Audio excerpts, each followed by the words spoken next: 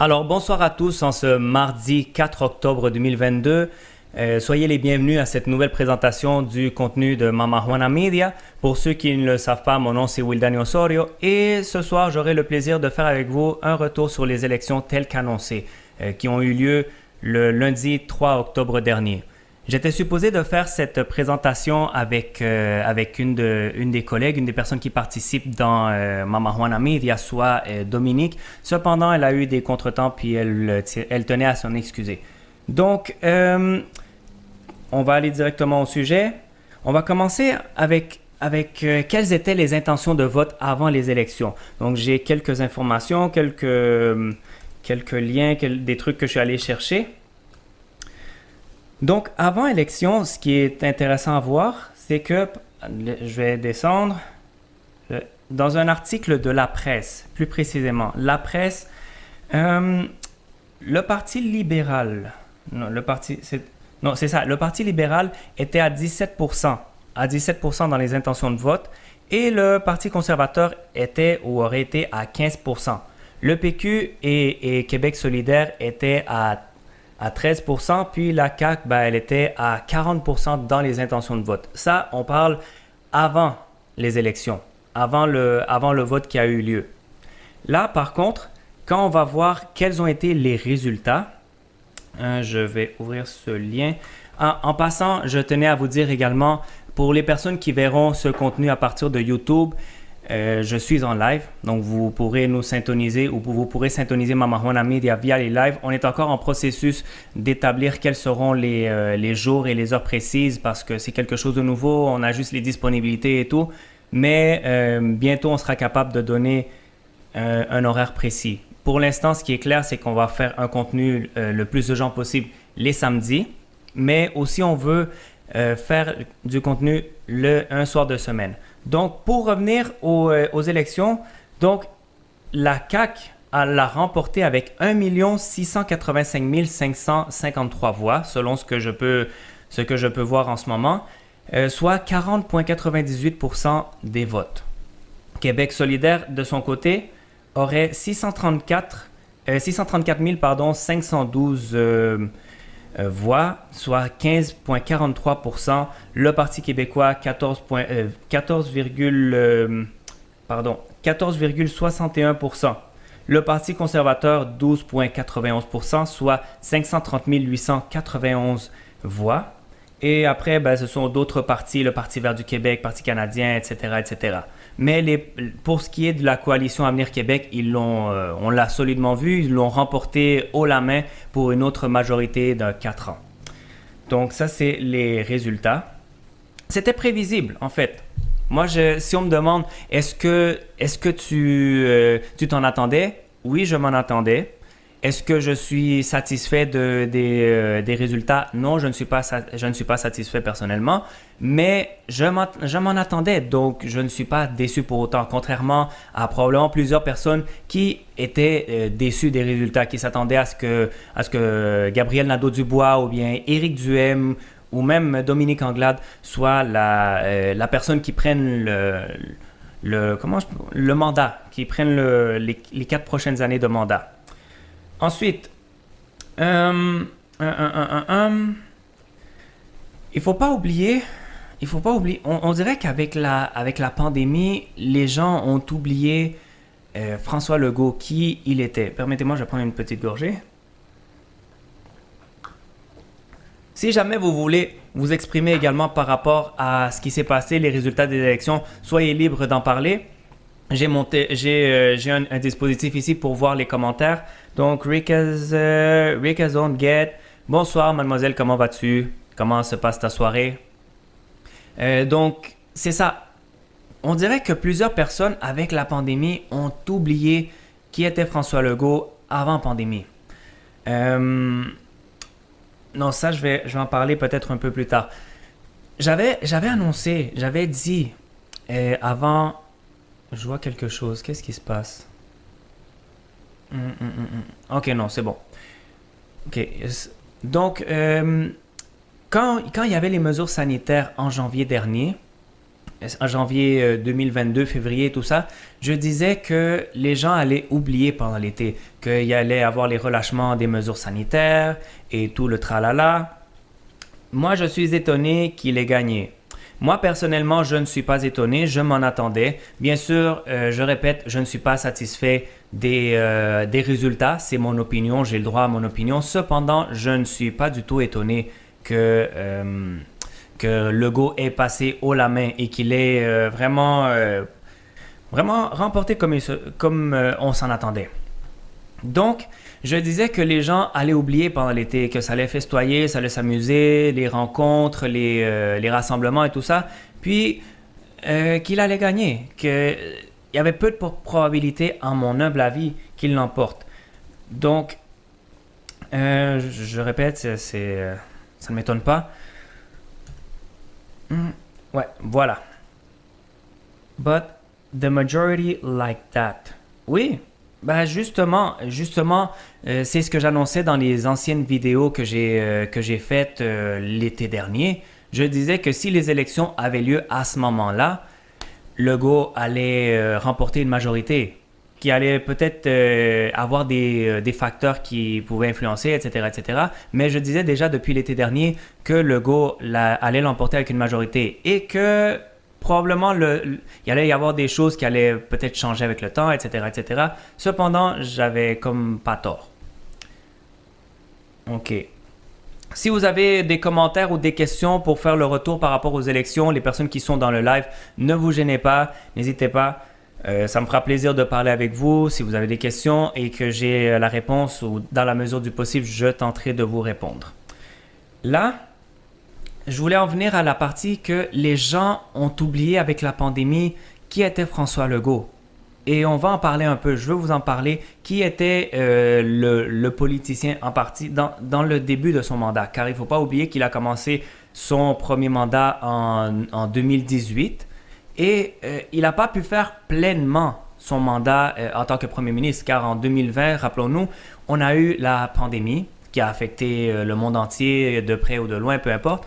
Donc, dans les 2 années où est-ce qu'il a été Premier ministre sans pandémie, il n'était pas si populaire que ça, il faut se rappeler.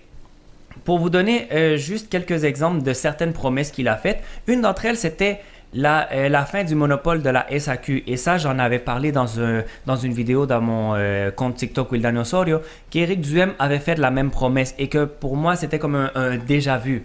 C'était du déjà-vu qu'il le fasse parce que François Legault l'avait déjà fait précédemment. Et en sentant la pression probablement de Legault qui était en train de monter en 2018 pour tasser Couillard, Philippe Couillard, et il a lui aussi à son tour, le premier ministre de l'époque, Philippe Couillard, il avait dit qu'il était ouvert à... comment pourrais-je dire? Il était ouvert à une compétition du monopole de la SAQ. Donc, je vais juste ouvrir le lien pour voir la date exacte. En fait, s'il me... OK. Donc, il aurait fait cette promesse, plus précisément, dans les dates... Je vais enlever ceci. Jeudi le 31 mai 2018, le Journal de Québec parlait de la promesse que la CAQ, François Legault, avait faite de justement mettre fin au monopole de la SAQ. Cependant, moins d'1 an plus tard, il revient. Il revient sur ses paroles. Plus précisément, je vais vous dire ça, selon l'article datant attends qu'il charge, le 11 avril 2019, François Legault dit que la SAQ est là pour rester. Donc, ça fait partie d'une des promesses qu'il avait faites et que probablement, je ne m'en souviens pas pour être honnête, mais je crois que les gens n'étaient pas contents à l'époque. Hello, Mounad, bonsoir, comment vas-tu? Ça fait longtemps qu'on ne s'est pas parlé. Je vais prendre une petite gorgée. Donc, nous sommes dans un concept totalement différent à celui que je faisais le printemps dernier, qui était faites-moi vos demandes musicales. Là, on est en train de revenir sur les élections. Qu'est-ce qui était arrivé? Je vais me permettre également de faire je vais mettre un petit emoji que je vais partager dans le live. Ça, c'est le compte Mama Juana Media. Donc, je vous invite, s'il vous plaît, si vous voyez cette... Oui, je viens de passer sur ta vidéo et j'ai vu que tu étais en live. Oui. Donc, je vous invite à vous abonner au compte TikTok Mama Juana Media car, comme vous pouvez le voir, je fais le live via mon compte TikTok Wildani Osorio. Et le but, ce serait que tous les lives soient faits via le compte TikTok Mama Juana Media. Donc, j'ai mis un petit emoji avec les cœurs. Allez, abonnez-vous à ce compte TikTok pour que je puisse éventuellement, ou pour qu'on puisse, faire éventuellement des lives via le compte TikTok Mama Juana Media. Done. Merci beaucoup. Merci beaucoup. Également, je tenais à vous dire que j'ai sur le compte TikTok Wildani Osorio, et si je me souviens bien, Mama Juana Media, j'ai mis un lien PayPal. C'est pour que si vous voulez faire des dons, des apports au projet qui est en train de commencer, qu'on l'a commencé pas plus tard que samedi dernier, soyez libre de le faire, sentez-vous libre de le faire, de faire un petit apport pour que justement je puisse aller de l'avant avec le projet. Tout ce qui sera donné via le PayPal ou via le live, je vais l'utiliser ou il sera utilisé pour l'investissement du projet. Donc là, ceci dit, on a parlé de la promesse de la SAQ. Il avait promis de mettre fin au monopole. Ça n'a pas été fait. Salut El Chulito Rems 1984. Bonsoir, comment vas-tu? Bienvenue au live. Si jamais tu ne sais pas de quoi il s'agit, en fait, c'est un retour sur les élections. Donc, je parlais de quelles étaient les intentions de vote avant le vote et quels ont été les résultats qu'on a vus. Donc, pour continuer, il avait également, François Legault, avant pandémie, promis qu'il allait faire la loi 21 à ce moment-là. Chose qui a été le cas. Cependant, il n'a pas pu la faire telle qu'il s'en attendait. Il a dû reculer d'une certaine façon en mettant des clauses grand-père. Pour ceux qui ne savent pas, des clauses grand-père, ce sont des droits acquis. C'est une façon de dire que les personnes qui étaient déjà là, qui étaient déjà en poste au moment de la loi 21, eux, ils ont le droit acquis de garder leur symbole religieux, que ce soit crucifix, la kippa, la burqa, peu importe le symbole religieux qu'ils avaient avant la loi 21, ces personnes qui sont en poste peuvent conserver le droit d'avoir leur symbole religieux. Par contre, les nouvelles personnes qui sont entrées dans la fonction publique après la loi 21 ont dû se plier aux normes. Donc, ça a été un recul d'une certaine façon de la part de François Legault. Autre chose que j'ai pas pu trouver ou que peut-être j'ai pas fait la bonne recherche, mais je me rappelle qu'en 2019, si je me souviens bien, c'était en 2019, il a tenté, Legault, de suspendre les permis vacances-travail et les permis de travail pour les personnes qui peut-être sont en statut temporaire au Québec. Donc, il avait tenté de suspendre ses permis. Ça a été tout un problème. Et si je me souviens bien également, il a reculé. Donc ça, je répète, peut-être que j'ai mal fait mes recherches, mais il y a eu cet incident. Et pourquoi j'en parle? Parce que je travaillais à ce moment-là dans une boulangerie et il y avait des personnes qui avaient un PVT, soit permis vacances-travail. Et s'étaient vu suspendre leur PVT. Ça a été toute une histoire. Bon. Pour continuer, Legault avait promis, juste ici, il avait promis de réduire la taille de la fonction de l'État de 5000 fonctionnaires. Je vais juste retrouver quel était le texte parce que ça, c'est dans le site de la CAQ. Le site de la CAQ, la date étant 28 août 2018. Ce que je vais citer, c'est de la page de la CAQ. En date du 28 août 2018.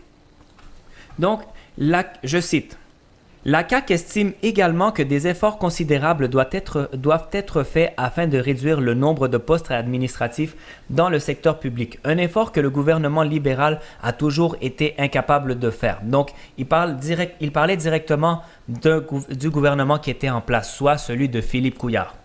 Donc, le gouvernement libéral a toujours été incapable de faire. Au cours des 4 prochaines années, nous estimons qu'environ 36 000 employés de l'État prendront leur retraite. En ne remplaçant pas 5 000 de ces emplois, soit 1% des effectifs de la fonction publique, les postes administratifs laissés vacants permettront de préserver sur 4 ans 380 millions de dollars dans les coffres de l'État. Domika, bonsoir, comment vas-tu? Donc, dans les coffres de l'État. Cette mesure se fera en préservant l'offre et la qualité des services offerts à la population, un gouvernement de la CAQ va finalement renforcer l'expertise interne qui fait défaut, notamment les ingénieurs et les ressources en informatique. Il y aura donc des embauches supplémentaires dans ces domaines. Fin de la citation. Ça va toi? Oui, je vais bien, Dominique. Comment vas-tu?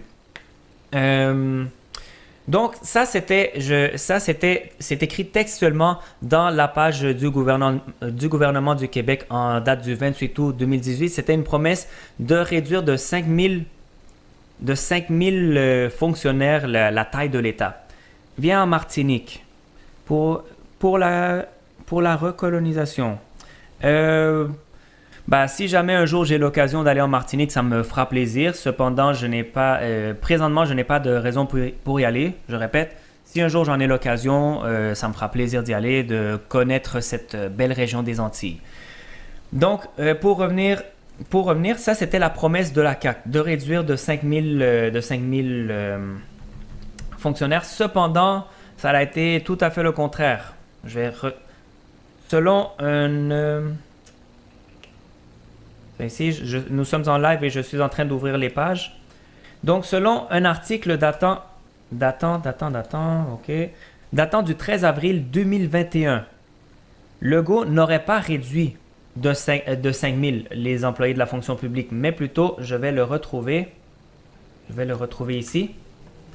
Je cite l'article du Journal de Montréal.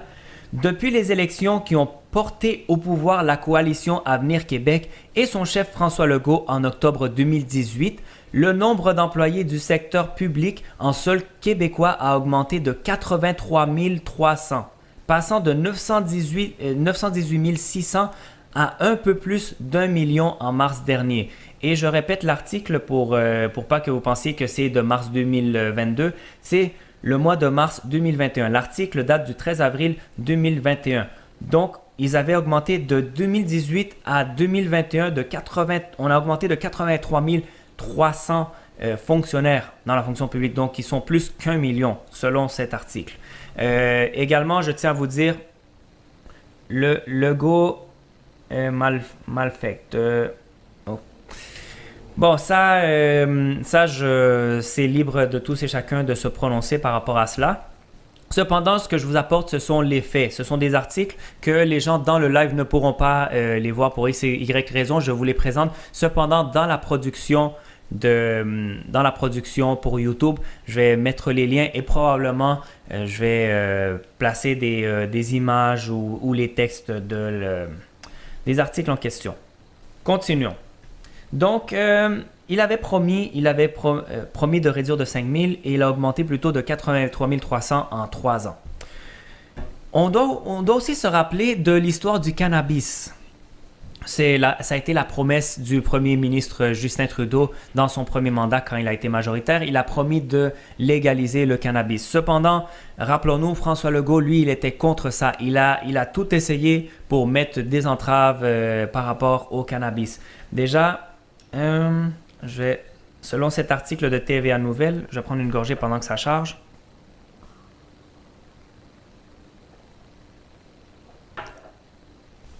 OK.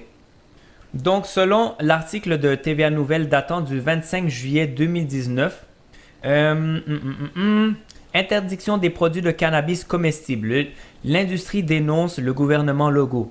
Donc, je répète, à l'époque, quand Justin Trudeau était en train d'essayer de tenir sa promesse de légaliser le cannabis, François Legault, il a essayé de mettre toutes sortes d'entraves.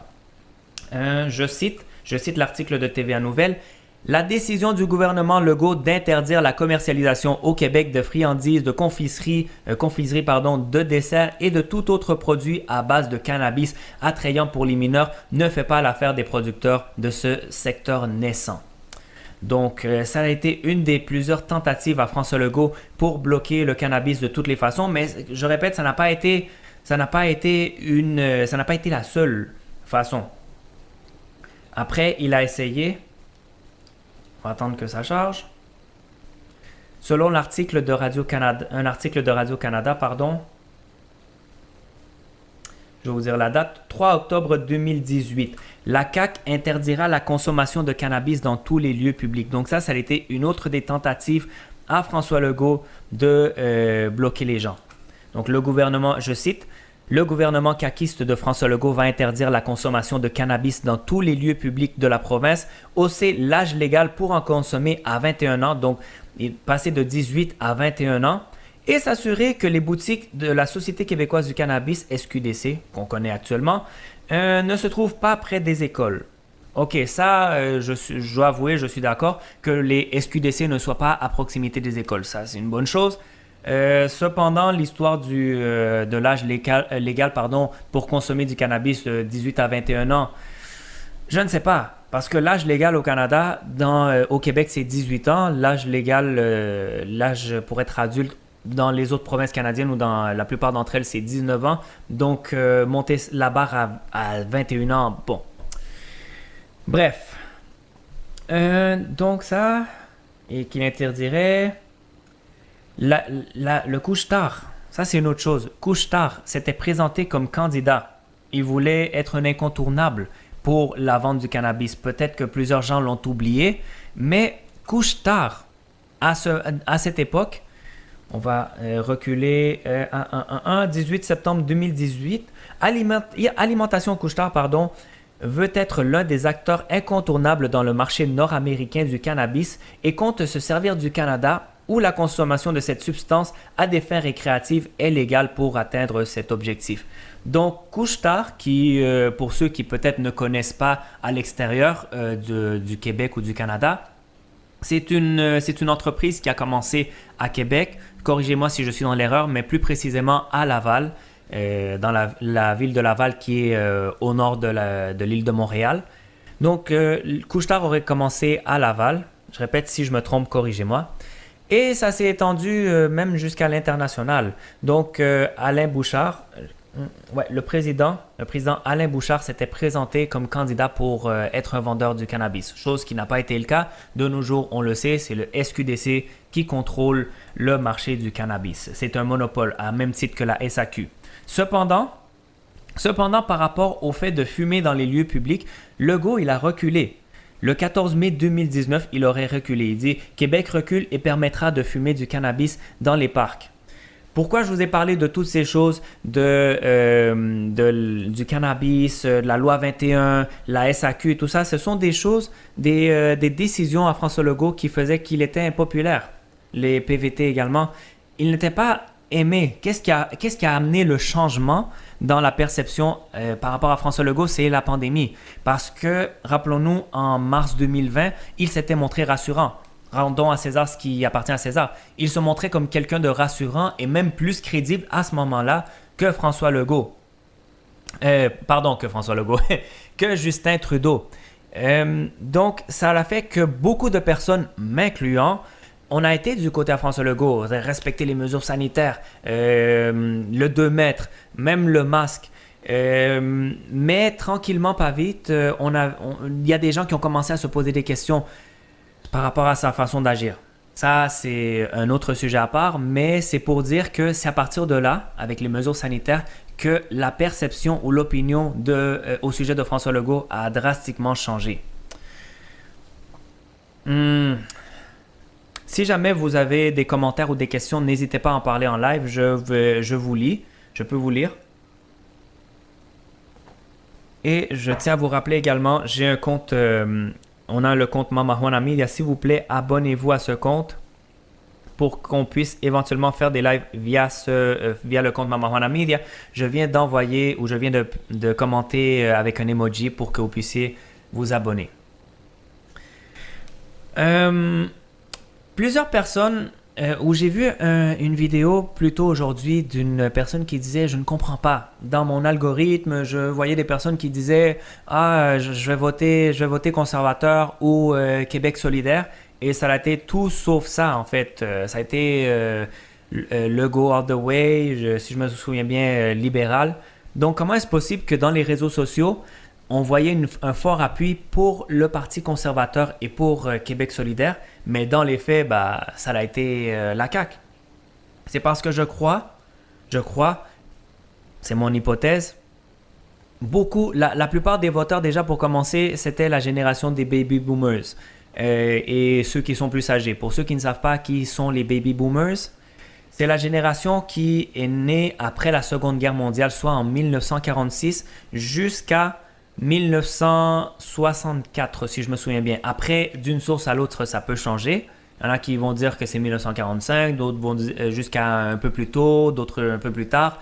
Peu importe, mais c'est à peu près cette génération. Donc, le plus vieux des baby boomers aurait en ce moment 76 ans et le plus jeune 58 ans, selon cette selon cette information que je vous cite.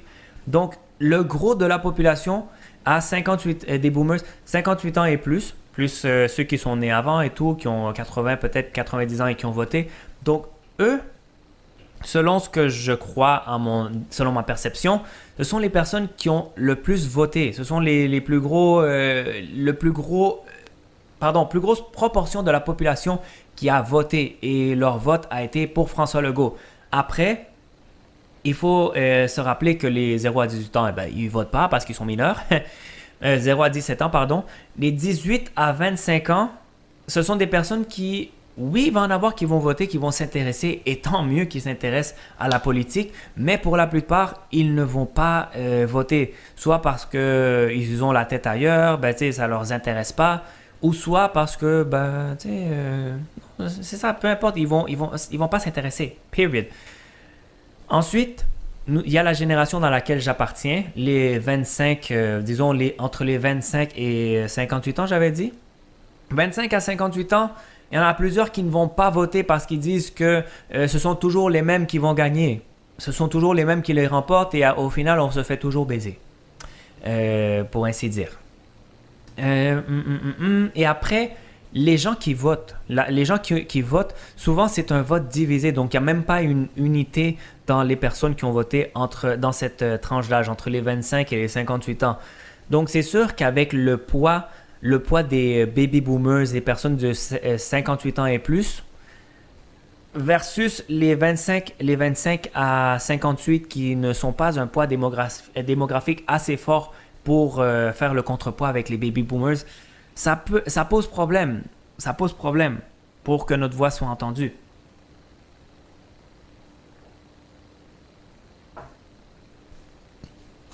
Ceci dit, je ne sais pas vous, je vous partage, c'est une anecdote personnelle. Il est venu un moment pendant la pandémie que je voyais comment est-ce que l'appui était tellement fort, comment est-ce que les pro-mesures sanitaires ou ceux qui étaient vraiment là-dedans à fond et tout ça, que c'est leur opinion, c'est leur droit et on respecte. Mais à force de voir comment est-ce qu'ils étaient tellement présents versus les personnes qui moindrement questionnaient une mesure sanitaire, ils se faisaient crucifier sur la voie publique, moi je me suis dit, tant qu'à être du côté des méchants, entre guillemets, je vais me ranger du côté de ceux qui ont supposément raison, qui ont la vérité. Moi, j'ai déjà eu ce raisonnement. Tant qu'à nager à contre-courant, je vais me ranger du côté de ceux qui ont la vérité, qui ont la raison, et blablabla. Changer mon fusil d'épaule, même si ce n'est pas ma façon de penser originalement. Et ça, c'est un peu ce que font également les politiciens, soyons honnêtes. Comme par exemple Bernard Drinville, qui s'est rangé du côté de la CAQ. Bernard Drinville, si je me souviens bien, lui, il était dans le Parti québécois et là, il est dans la CAQ. François Legault lui-même, qui est premier ministre du Québec actuellement, c'était un péquiste et aujourd'hui, c'est un caquiste. Qui d'autre? Dominique Anglade, elle était avec la CAQ. Maintenant, elle est la chef du Parti libéral. Jean Charest, à une époque, était au fédéral avec les conservateurs et au provincial, il a été libéral. Donc, les politiciens, ils changent de couleur, entre guillemets. Donc, je me suis dit, c'est une des réflexions que j'ai eues pendant la pandémie. Moi aussi, je vais changer de couleur, tu sais, tant qu'à être dans ça. Bon, je m'étais pris également quelques notes de quelles seraient, d'après moi, les théories de ce qui va se passer à partir de maintenant. Il y en a qui disent que la pandémie, on va se faire avoir, etc., etc. Les mesures vont revenir. Ça va dépendre, en fait. Ça va dépendre de qu'est-ce qui va se passer mondialement parlant et aussi au niveau fédéral. Parce que s'il y a un retour des mesures sanitaires au niveau mondial, forcément, François Legault il va aller dans ce sens. Et on sait déjà comment il a procédé et comment il procéderait s'il y a un resserrement des mesures sanitaires, ne serait-ce qu'à l'échelle nationale, à l'échelle canadienne. Donc, tant et aussi longtemps qu'il n'y aura pas ce resserrement, d'après moi, François Legault ne va pas aller là. Parce que ce serait pas bon, même s'il a 4 ans devant lui pour faire comme bon lui semble. Par rapport à l'immigration, on va se dire les vraies choses. Lui, il va être plus pro la langue française, pro l'identité québécoise. Et ça, on peut l'aimer, on peut l'haïr, mais il faut dire les vraies choses. Sur ça, il n'a jamais menti. Il a toujours été pro-identité québécoise et tout. Et il faut lui donner. Il faut lui donner. Au moins, par rapport à ça, il ne change pas d'avis, il n'a pas changé de fusil d'épaule. Donc, immigration, nationalisme québécois, ça va aller, je crois, d'après moi, dans ce même sens. Dans ce même sens. Legault, il va peut-être mettre des entraves à l'immigration. On verra qu'est-ce qui va se passer. La loi 96, il y a déjà eu une première défaite. Il va y avoir un appel. Donc, ça reste à suivre. Est-ce que Legault va avoir un gain de cause avec sa loi 96 ou bien il va y avoir des choses qui devront être modifiées? On le verra, ça reste à voir. Ensuite, éventuelle gestion hors pandémie. Supposons qu'il n'y a pas un retour aux mesures sanitaires et tout ça. Qu'est-ce qui risque d'arriver dans sa gestion hors pandémie? Probablement, il va avoir des décisions impopulaires. Probablement, on ne sait pas, on va voir. Mais il a quand même perdu 2 années de son premier mandat. Il a perdu 2 années. On a juste vu les 2 premières années, soit 2018 à 2020. Donc, on va voir qu'est-ce qui va se passer. Supposons qu'il n'y a pas un retour des mesures sanitaires. On pourra avoir une idée de sa gestion. Mais je répète, qu'il va avoir des décisions impopulaires. Probablement, il va encore avoir des propos maladroits. Parce que c'est un peu ça, François Legault. Il était un peu comme ça. Il était un peu comme ça dans son premier mandat. Et si je me souviens bien aussi, quand il était candidat et tout. Je me souviens pas. Je suis plus certain. Et il a été également... Oh, j'ai reçu un cadeau, mais là, j'ai pas pu voir qui me l'a donné. J'ai pas pu voir. Peu importe, la personne qui m'a donné le cadeau, je te remercie vraiment. Je l'ai dit à quelque part dans le live. Tout don qui sera fait via le live ou via le lien PayPal que j'ai dans ma bio, dans la bio de Wildani Osorio et de Mama Juana Media, tout ça va servir pour financer le projet Mama Juana Media pleinement. Là, j'ai perdu un peu le fil. Éventuelle gestion hors pandémie. Donc, c'est ça, ça reste à voir. Ce sont mes théories personnelles. Je ne dis pas que ça va être comme ça. Probablement oui, probablement non. Là, je vais voir quelque chose. Ok, ça ici, c'est correct, c'est en contrôle. Manifestation future. Ça, c'est une autre de mes théories. Supposons qu'il y a un retour aux mesures sanitaires. Supposons, parce qu'on ne sait pas encore. On vient de sortir des élections. On ne sait pas s'il va y avoir un resserrement à l'international ou pas. Mais supposons qu'il y a un resserrement des mesures sanitaires. Je vais peut-être être plate, mais les manifestations vont servir absolument à rien. Car comme vous saurez, Legault, il a 4 ans devant lui et il sera majoritaire. Donc, peu importe ce que vous direz, peu importe ce que vous ferez, même s'il descend dans les intentions de vote, il a quand même 4 ans devant lui. Et il faudrait qu'il y ait quelque chose de vraiment grave pour que Legault soit obligé, pas de se faire renverser, mais plutôt de démissionner. Il faudrait qu'il y ait quelque chose de grave, comme que par exemple, je donne un exemple, on apprenne que Legault a solidement menti hors de tout doute raisonnable. Il a menti par rapport aux mesures sanitaires. Comment ça s'appelle? Horacio Arruda, il dit...